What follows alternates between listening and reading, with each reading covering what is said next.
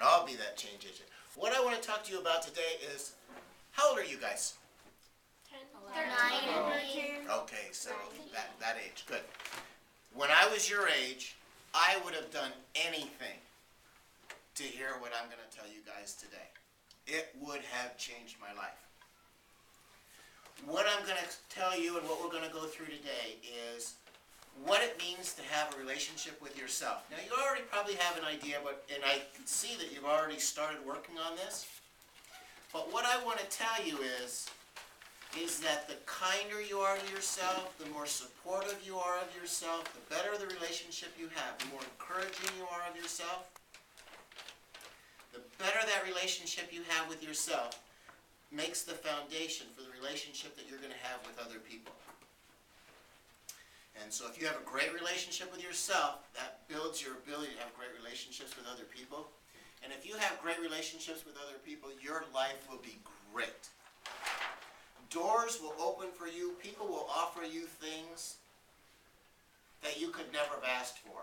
I could never have asked to speak here, but it was offered to me. I didn't even know it existed. But I get to speak here because I worked on my relationship with myself. It allowed me to have a good relationship with other people, and I got to do something that was wonderful. Get to meet you and talk to you that never would have come my way. So let's start talking about your relationship with yourself. Who can tell me something that you guys did that was just loads of fun, that was wonderful, where you really enjoyed yourself? Go ahead. Stay at the Wonderland Hotel. I'm sorry, say again? Stayed at the Wonderland Hotel. Wow, wow. Now, what did you do there that was so much fun? I went swimming in the pool, the whole room was, the room at Lexington was amazing. Right. Okay, now, I don't know if you can all see him, but if you would look at his face right now, it's like the sun. It's bright, his eyes are shining, he's happy, he's smiling.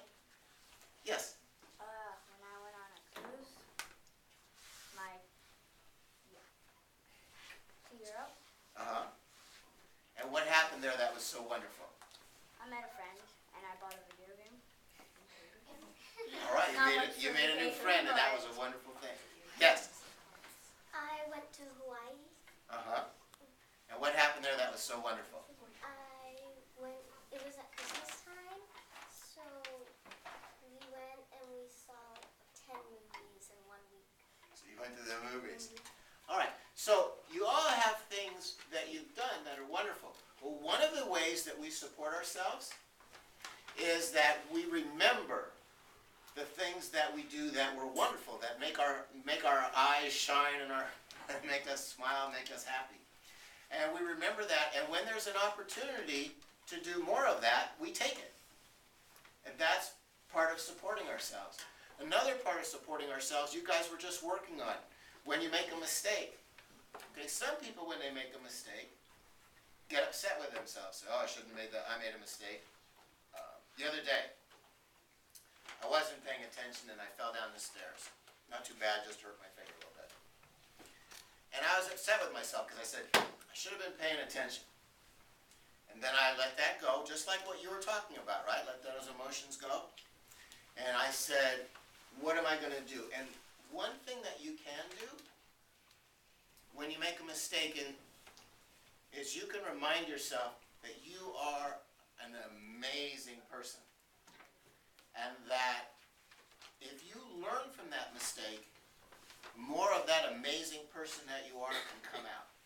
So I said to myself, well, what am I going to do about this? And I thought, well, I'm going to pay more attention to what I'm doing. I'm not going to get lost in thought when I'm walking around anymore.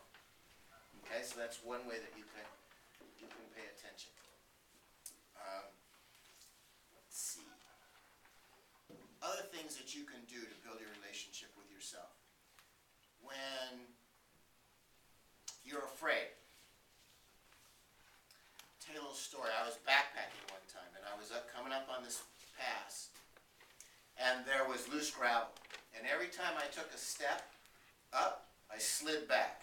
And my brother was up there, and he said, are you going to make this, or are you okay?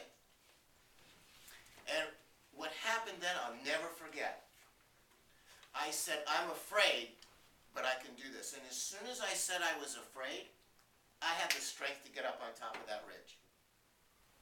So the lesson there is, there are going to be things that come up that you're afraid about. And here's one way that you can deal with that situation that I found works great. And it's a way of being very supportive of yourself and having a great relationship with yourself. And that's to say, yes, I acknowledge that I'm afraid, just like what you said before. And as soon as you say that, you tell yourself, and I have a choice of what I'm going to do here. And as soon as you remember that, then options are available to you. Then you can choose to do what you were afraid of or not do what you were afraid of, either way. But at least you have the choice. And what I found is that so much of what makes life wonderful is having that choice, because over and over and over again, I've chosen to do the things that I was afraid of. I was a little nervous coming here talking to you guys. I was going, I haven't spoken to this age group. I don't know how it's going to go. I said, well, I'm afraid. What am I going to do? I'm going to come anyway and do it.